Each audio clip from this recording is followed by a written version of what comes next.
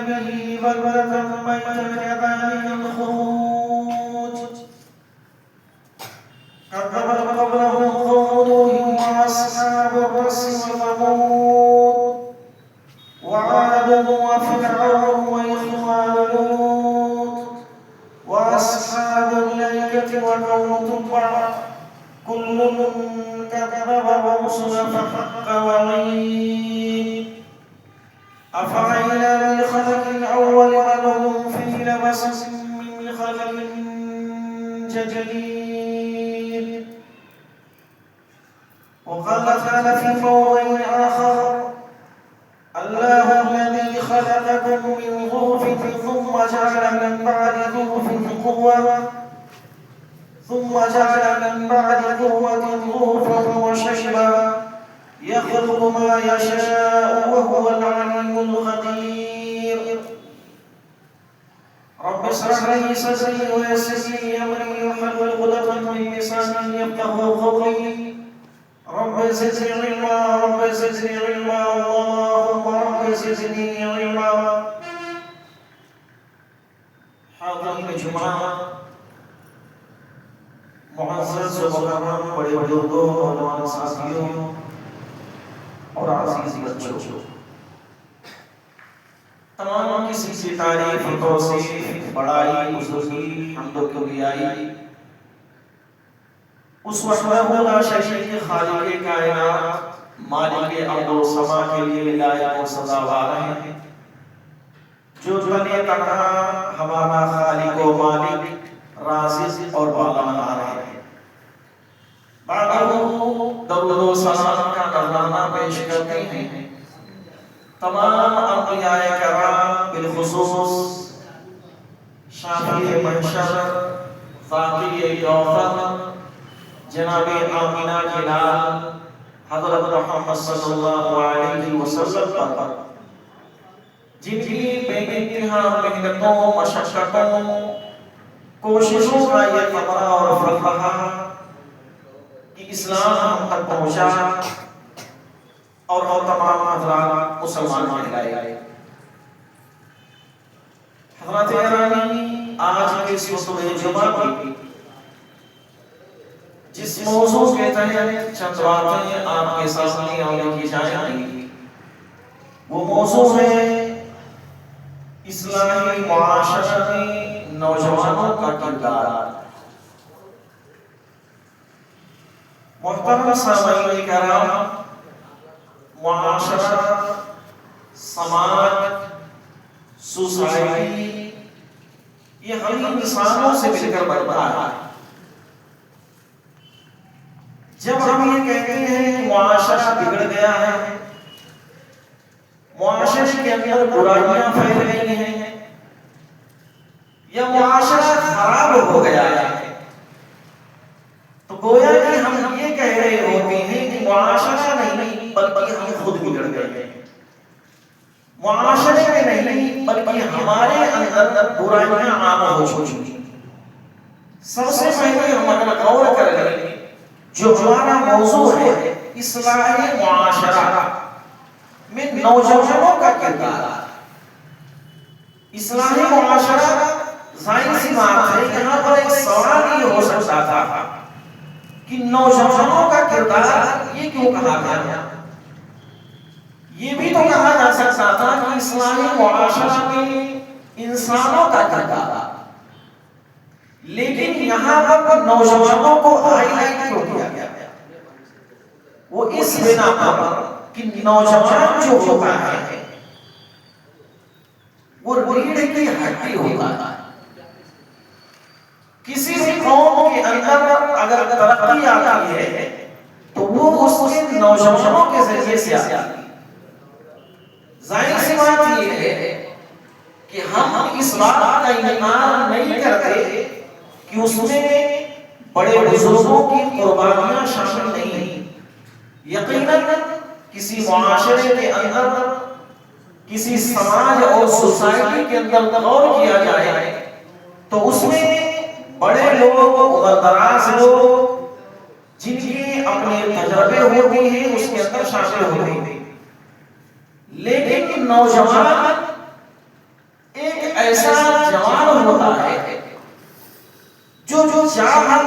سب کچھ کر سکتا ہے. اور ہر انسان جو ہے زندگی کے 3 ادوار سے گزرتا ہے: بچپنا، جوانی، بڑھاپا. جس کو اللہ رب العزت نے قرآن کریم کے اندر کچھ یوں بیان فرمایا کہ اللہ الذی خلقکم من ضعف. اللہ تبارک و تعالیٰ تو وہ ہے جس نے تمہیں کمزوری کی حالت میں پیدا کیا. یہاں کمزوری وہی بچپنا. ایک انسان بچپنے کی عادت میں جب ہوتا ہے تو اسے دوسرے کے سہارے کی ضرورت پڑتی تھی. وہ نہ تو چل سکتا ہے، نہ تو خود سے کھا سکتا ہے، نہ تو صحیح سے بات کر سکتا ہے. البتہ کہ جب بچپنا کسی انسان پر ہوتا ہے تو اسے ایک دوسرے کی ضرورت ہوتی ہے سہارے کی. پھر اس کے بعد اللہ رب العزت نے کہا کہ ثم جعل من بعد ضعف قوة. پھر اللہ تبارک و تعالیٰ نے تمہیں طاقتور بنایا، گویا کہ تمہیں جوانی دی. اور وہ جوانی جو اللہ تبارک و تعالیٰ کی رضامندی میں گزاری جائے، وہ جوانی جس کے بارے میں اللہ رب العزت سوال کرے گا، وہ جوانی جس میں ایک انسان چاہے کھان لے تو سب کچھ مضبوط لے گا، لیکن اگر یہی جوانی جس کی اہمیت انسان کھو بیٹھے تو پھر یقین مانیے کہ وہ کہیں کا نہیں رہتا. پھر اس کے بعد اللہ رب العزت نے کہا کہ ثم جعل من بعد قوة ضعفا وشيبا. پھر ایک وقت ایسا آتا ہے کہ تمہارے اوپر وہی کمزوری اور بڑھاپا آ جاتا ہے. یہ سب کیوں ہوتا ہے؟ یخلق ما یشاء. اللہ رب العزت جو چاہتا ہے، جیسا چاہتا ہے پیدا کرتا ہے. وہ العلیم القدیر. اور اللہ رب العزت بڑی علم اور قدرت والا ہے. اس آیت کریمہ سے ہمیں معلوم یہ ہوا کہ اللہ رب العزت نے جوانی کی اہمیت کو بتلائی. ایک انسان کے جسم کے اندر طاقت و قوت ہے تو وہ بہت کچھ کر سکتا ہے، لیکن اگر اس کے اندر سے وہ چیزیں ختم ہو جائیں تو پھر معاملہ وہی ہوگا جیسے زندگی چاہے گزار کر اس دنیا سے چلا جائے. آپ حدیث میں دیکھیں گے تو اللہ کے نبی صلی اللہ علیہ وسلم نے فرمایا کہ لا تزول قدم ابن آدم یوم القیامہ من عند ربه حتى يسأل عن خمس. قیامت کے دن ابن آدم کے قدم جو ہے وہ اپنی جگہ سے ہرگز نہیں اٹھ سکتے یہاں تک کہ ان سے 5 سوال نہ کر لیے جائیں اور 5 سوالوں کے وہ جواب نہ دیں. جب تک کہ وہ جواب نہ دے دیں ان کے قدم جو ہے اللہ تبارک و تعالیٰ کے سامنے سے ٹس سے مس نہیں ہو سکتے. پہلی چیز اللہ کے نبی صلی اللہ علیہ وسلم نے فرمائی عن عمره فيما افنى. ایک انسان سے اللہ رب العزت سوال کرے گا کہ ہم نے تمہیں عمر دی تھی، ہم نے تمہیں زندگی دی تھی 50 سالہ، 60 سالہ، 70 سالہ، 100 سالہ تم دنیا کے اندر زندگی گزار کر آئے. اس زندگی سے تم نے کتنا فائدہ اٹھایا اور کتنا ضائع اور برباد کر دیا. تو اللہ رب العزت ہماری سب سے پہلے عمر کے بارے میں سوال کرے گا کہ عمر جو تمہیں ایک قیمتی چیز عطا کی گئی تھی اسے تم نے کتنا اچھا اور بہتر استعمال کیا. اگر یہ اس کا جواب دے دیں تو پھر اللہ رب العزت الگ سے سوال کرے گا. اللہ کے نبی صلی اللہ علیہ وسلم نے فرمایا وَعَنَ الشَّبَابِ فِيمَا أَبْلَىٰ. تمہیں جو جوانی ملی تھی اس جوانی کو تم نے کہاں پر خرچایا. دیکھیے اگر ایسا ہوتا تو عمر کے اندر جوانی بھی شامل ہے، لیکن یہاں جوانی کے بارے میں الگ سے سوال کیوں کیا جا رہا ہے؟ وہ اس لیے جوانی بہت اہمیت رکھتی ہے. اللہ کے نبی صلی اللہ علیہ وسلم نے کہا کہ جب ایک انسان سے سوال کرے گا اللہ تبارک و تعالیٰ ہم نے تمہیں جوانی دی تھی، وہ جوانی جس کے اندر چاہتے تھے تو مجھے خوش کر لیتے، وہ جوانی جس کے اندر چاہتے تو تمہارے جسموں کے اندر طاقت و قوت تھی، اللہ تبارک و تعالیٰ کو راضی کر لیتے، اس جوانی کو تم نے کہاں پر گزارا؟ کہیں ایسا تو نہیں کہ جوانی کو تم نے دیوانی بنا دی، کہیں ایسا تو نہیں کہ جوانی کو تم نے شراب خانوں پر گزار دیا، کہیں ایسا تو نہیں کہ جوانی کی تم نے اہمیت کو نہ سمجھی اور اسے نہیں ظاہر اور برباد کر دیا؟ تو اللہ رب العزت سوال کرے گا کہ تم جوانی کو کتنا بہتر استعمال کر کے آئے ہیں۔ اس کے بعد اللہ رب العزت جو اور سوال کرے گا وہ مالی من این اکتسبت، تم نے مال جو دنیا کے اندر کمایا وہ کہاں سے کمایا؟ مال ایک انسان آج کماتا دنیا کے حرص، دنیا کی لالچ میں پڑ کر ایک انسان حرام اور حلال کی تمیز کیے بغیر جیسا چاہتا ہے دنیا کمانے کی کوشش کرتا تھا۔ ایک انسان یہ نہیں دیکھتا کہ آخر میرے پاس جو مال آ رہا ہے وہ مال کہاں سے آیا۔ کہیں ایسا تو نہیں ہے کہ ہم حرام طریقے سے اس مال کو حاصل کر رہے ہیں، کہیں ایسا تو نہیں ہے کہ ہم حرام مال کے ذریعے سے اپنے بچوں کی پرورش کر رہے ہیں۔ اور یقین مانیے کہ اگر ہم نے حرام چیزوں سے خود کے پیٹ کو پالا، اپنی آنے والی اولاد اور نسلوں کو حرام کھلا کر پالا، تو پھر ان سے خیر کی امید مت رکھیے، ان سے خیر کی امید مت رکھیے۔ تو اللہ رب العزت سوال کرے گا تم نے مال کہاں سے کمایا؟ پھر اس کے بعد اسی کے ساتھ سوال ہوگا وَفِيمَ أَنفَقْتَ، تم نے مال خرچ کہاں پر کیا؟ کما دیا اچھی جگہوں پر ٹھیک ہے، لیکن اس مال کو تم نے خرچ کہاں پر کیا؟ کہیں ایسا تو نہیں کہ اس کو ایسے ہی مال کو ضائع اور برباد کر دیا۔ ایک انسان فضول خرچی میں اپنے مال کو ضائع اور برباد کر دے، ایک انسان کو اپنی مال خرچ ہونے پر تکلیف نہ ہو کہ وہ مال اس کا کہاں جا رہا ہے۔ تو ایک انسان جہاں پر کمانے پر توجہ دے کہ حلال طریقے سے مال اس کے پاس آئے، وہیں پر اس کے لیے یہ بھی ضروری ہے کہ وہ اسے خرچ کہاں پر کرتا ہے۔ یہ بھی اللہ تبارک و تعالیٰ سوال کرے گا۔ اور آخری جو سوال ہوگا وَمَا سَعَمِلَ فِيمَا عَلِمَ، تم جتنا کچھ جانتے تھے اس پر عمل کتنا کیا؟ دنیا میں تم نے رہ کر خود قرآن کی تلاوت کی، علماء کے بیانات سنے، تقریریں سنی، تو آیا تمہیں جو باتیں معلوم ہوئی اس پر تم نے عمل کتنا کیا؟ تمہاری عملی زندگی کے اندر تبدیلی اور بدلاؤ کتنا آیا؟ اگر تبدیلی آئی تو یقیناً تم کامیاب رہے، اور اگر تمہارے اندر تبدیلی نہ آئی، بدلاؤ نہ آیا، جانتے بہت کچھ رہے، عمل کچھ بھی نہ کرتے رہے، تو یقین مانیے کہ ہم بچ نہیں سکتے، ہم بچ نہیں سکتے، بلکہ اللہ تبارک و تعالیٰ کا یہاں ہمیں جواب دینا ہے۔ اللہ رب العزت جب پوچھے گا کہ تم نے عمل کتنا کیا ہے، تو کم سے کم اس دنیا کے اندر اتنا تو عمل کر کے جاؤ کہ اللہ رب العزت کے سامنے یہ کہہ سکو کہ اللہ ہم جو کچھ جانتے تھے اس پر عمل کر کے آئے۔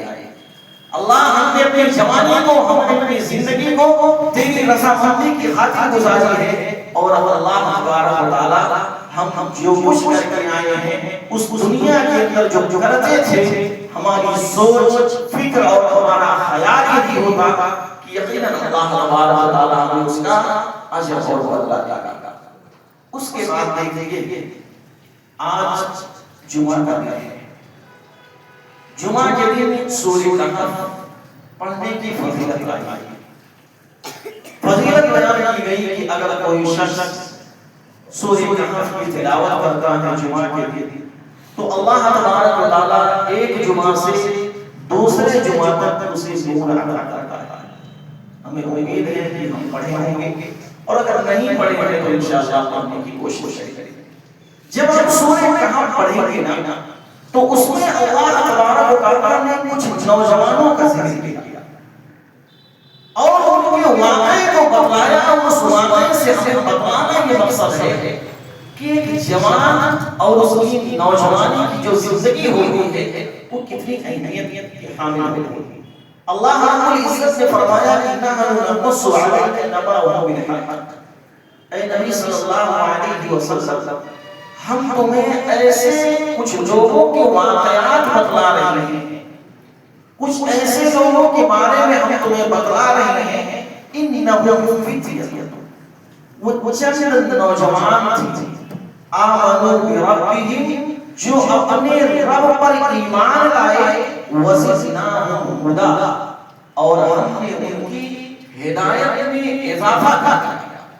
اس کے بعد وَرَبَطْنَا عَلَىٰ قُلُوبِهِمْ، اور ہم نے ان کے دلوں کے اندر مضبوطی ڈال دی، اِذْ قَامُوا، جب وہ لوگ کھڑے ہوئے، فَقَالُوا، کہا، رَبُّنَا رَبُّ السَّمَاوَاتِ وَالْأَرْضِ، ہمارا رب وہ ہے جو زمین و آسمان کا رب ہے، لَن نَدْعُوَ مِن دُونِهِ إِلَٰهًا، ہم اللہ کے علاوہ کسی غیر کو معبود نہیں مانتے۔ اس واقعے کا اگر پس منظر ہم دیکھیں گے تو معلوم یہ ہوا کہ اس وقت جو بادشاہ تھا، لوگ اپنے بادشاہوں کے سجدے کیا کرتے تھے، بت پرستی عام تھی، ایک دوسرے کے سامنے لوگ سجدے کیا کرتے تھے، اور جو بادشاہ تھا لوگوں کو اپنے سامنے سجدے کروا کر خوش ہوا کرتا تھا۔ ایسی حالتوں میں چند ایسے نوجوان جن کے اندر اللہ رب العزت نے اس بات کی توفیق دی کہ وہ لوگوں کے سامنے کھڑے ہوئے بادشاہ کے سامنے بمانے تحریہ اعلان کر دیا کہ ہم اگر عبادت کریں گے تو اللہ رب العزت، ہم اگر مانیں گے تو اللہ رب العزت کو اپنا معبود مانیں گے، تم جو یہ کہتے ہو کہ ہمیں سجدے کرو، ہم تمہیں سجدے کرنے والے نہیں، ہمارا رب وہ ہے جو زمین و آسمان کا رب ہے۔ اور یقین مانیے کہ ایک انسان جوانی کی عادت میں جب کہتا ہے، اقرار کرتا ہے، اس کے ساتھ ساتھ اللہ رب العزت کو خوش کرنے کی کوشش کرتا ہے۔ اللہ رب العزت ایسے ہی نوجوانوں سے خوش ہو۔ تو جب اللہ رب العزت کے لیے کوئی اپنے گھر والوں کو سوچتا ہے، اللہ تبارک و تعالیٰ اس کا ہو جاتا ہے۔ تو اللہ رب العزت نے سورہ کہف کے اندر یہ جو چند نوجوانوں کے واقعات بتائے، اس سے ہمیں ایک سبق یہ ملتا ہے کہ ایک انسان چاہے تو اس دنیا کے اندر بہت کچھ کر سکتا ہے۔ اس کے بعد آپ دیکھیے حضرت ابراہیم علیہ السلام، یہ بھی ایک نوجوان تھے۔ نوجوان کیسے؟ ابھی ثابت کریں گے۔ حضرت ابراہیم علیہ السلام کا جو واقعہ ہے بہت لمبا ہے، جس کو مختصر طور پر ہم اگر دیکھیں گے تو جب حضرت ابراہیم علیہ السلام نے اذ قال لأبيه وقومه ما هذه التماثيل التي انتم لها عاكفون، جب ابراہیم علیہ السلام نے اپنے باپ اور اپنے قوم والوں سے کہا کہ یہ مجسمے، یہ بت، یہ اصنام جو ہے یہ عبادت تم کیوں کرتے ہو؟ ظاہر سی بات ہے کہ ہمارے معبود تو نہیں ہو سکتے، لیکن ان کی عبادت تم کیوں کر رہے ہو؟ ان لوگوں نے جواب دیا، ابراہیم علیہ السلام کی قوم کے لوگوں نے جواب دیا اور وہ کہنے لگے قالوا وجدنا آباءنا لها عابدین، ہم نے اپنے باپ دادا کو ان کی عبادت کرتے ہوئے پایا۔ آج بھی معاشرے میں غور کر لیا جائے، بہت ساری چیزیں، بہت سارے مسئلے ہمیں ایسے ملیں گے جن کو انسان صحیح طور پر جان لینے کے باوجود، علم ہو جانے کے باوجود اس صحیح طریقہ یہ ہے، سنت نبوی یہ ہے، صحابہ کرام کا عمل ایسا ہی رہا ہے، لیکن ان کے سامنے کوئی بات آڑے آتی ہے تو کیا وہ یہ آتا ہے کہ ہمارے باپ دادا ایسا کرتے تھے، کیا ہم اپنے باپ دادا کے راستوں کو چھوڑ دیں؟ ہمارے باپ دادا کو اتنے دنوں سے اسی پر عمل کرتے ہوئے آئے، آج اگر ہم اپنے باپ دادا کے راستوں کو چھوڑ کر کسی نئے راستے پر آئیں گے، لوگ ہمیں کیا کہیں گے؟ گاؤں والے، محلے والے ہمیں تو تانے دیں گے۔ اس بنا پر لوگ اسی راستے کو جانتے ہوئے کہ یہ صحیح نہیں ہے، سنت کا راستہ نہیں ہے، پھر بھی اسی طرح سے لوگ کیا کہیں گے؟ اسی پر چل چلے۔ ابراہیم علیہ السلام کی قوم کے لوگوں نے یہی کہا کہ ہم نے اپنے باپ دادا کو ان کی عبادت کرتے ہوئے پایا ہے، اسی لیے ہم بھی ان کی عبادت کرتے ہیں۔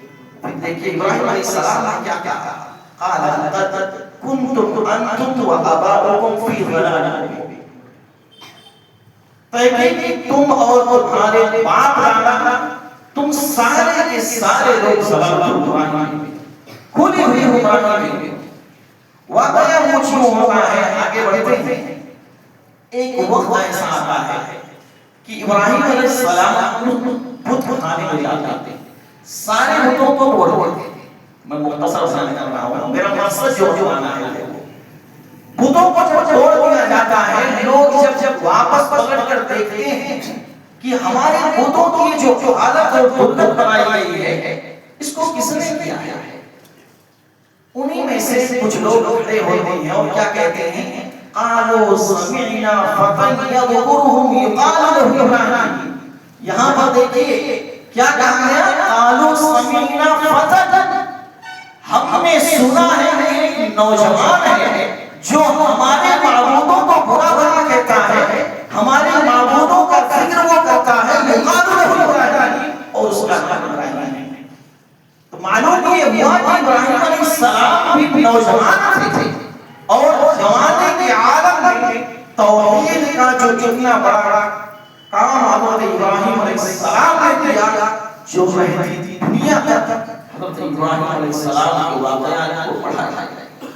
ایک انسان چاہے تو کوئی جوانے کے اندر بہت ساری تبدیلیاں لا سکتا، ایک انسان چاہے کہ ہمیں یہ کام کرنا ہے تو وہ ایسا کر سکتا ہے، اور اس کوشش کے ذریعے سے اس کام کو بھرپور انجام دے سکتا ہے، کیونکہ اس وقت اس کے جسم کے اندر طاقت و قوت تھی، اور طاقت و قوت کے ساتھ ساتھ ایک انسان جب کوئی عمل کرتا ہے تو وہ صحیح طریقے پر کرتا ہے۔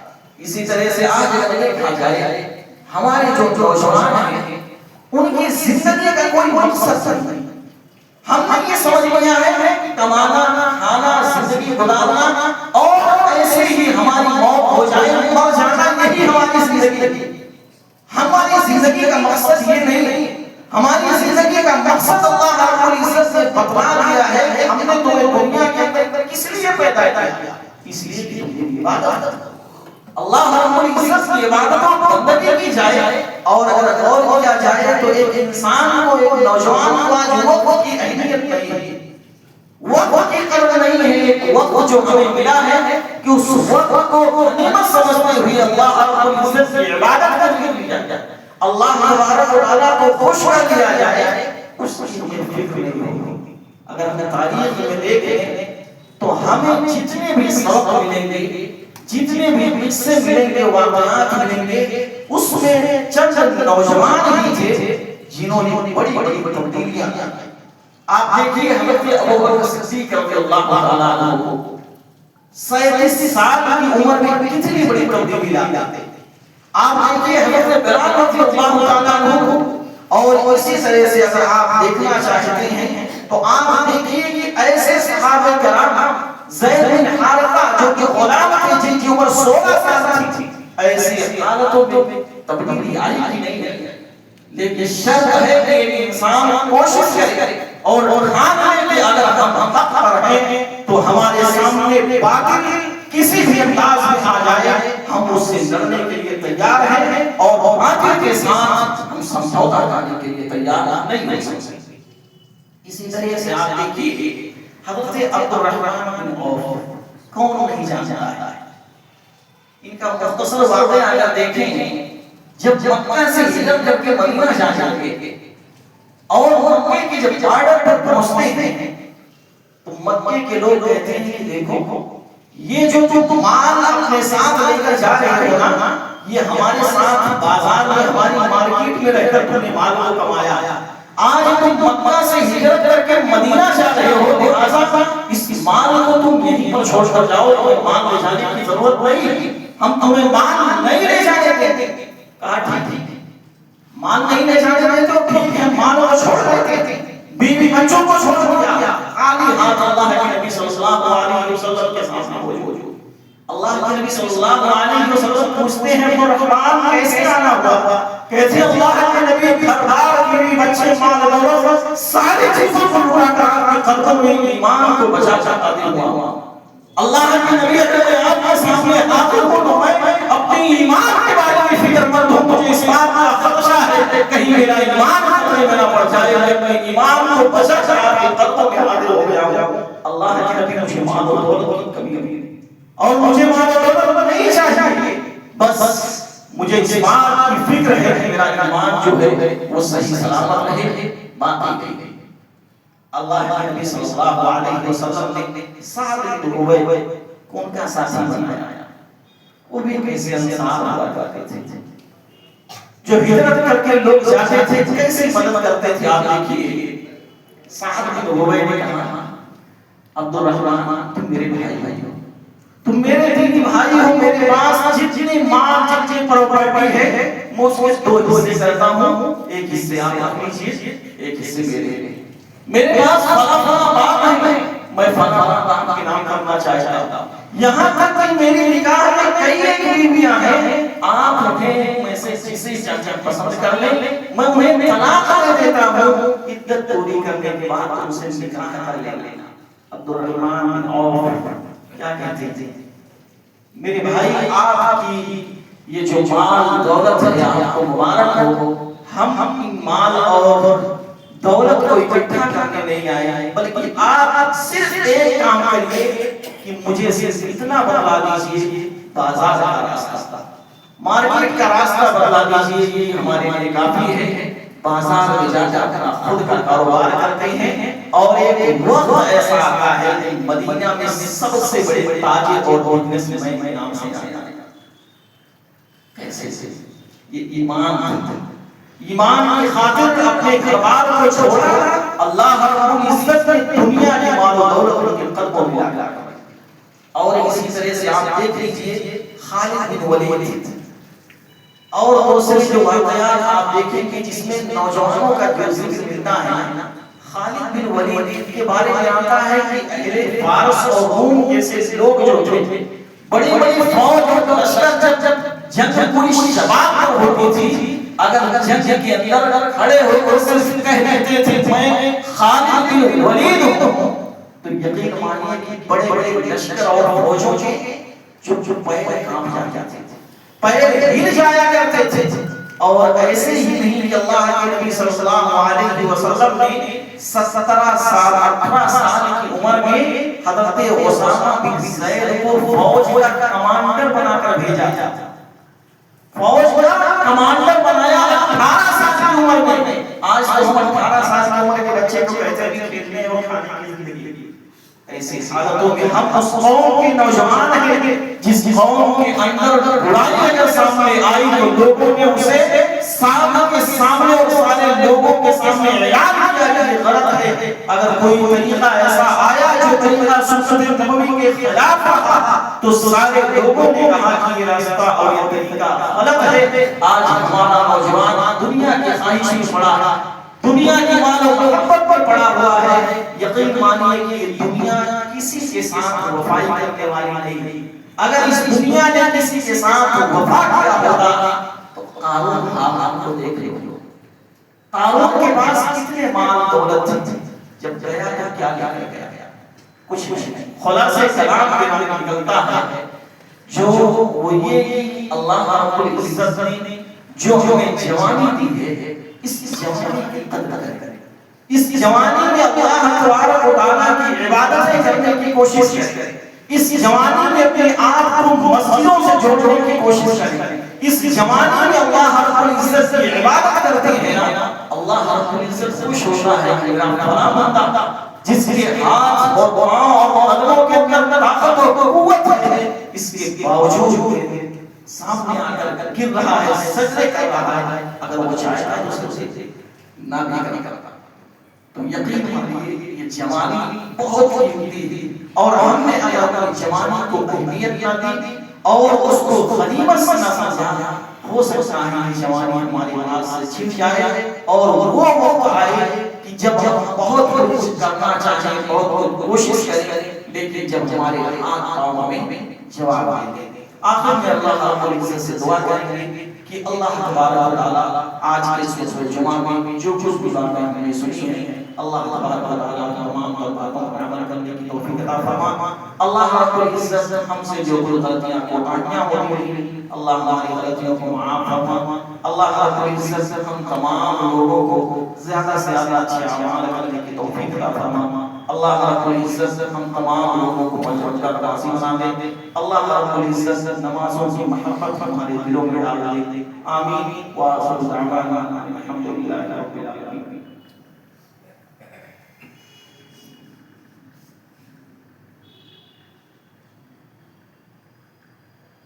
إن الحمد لله نحمده ونستعينه ونستغفره ونعوذ بالله من شرور أنفسنا ومن سيئات أعمالنا من يهده الله فلا مضل له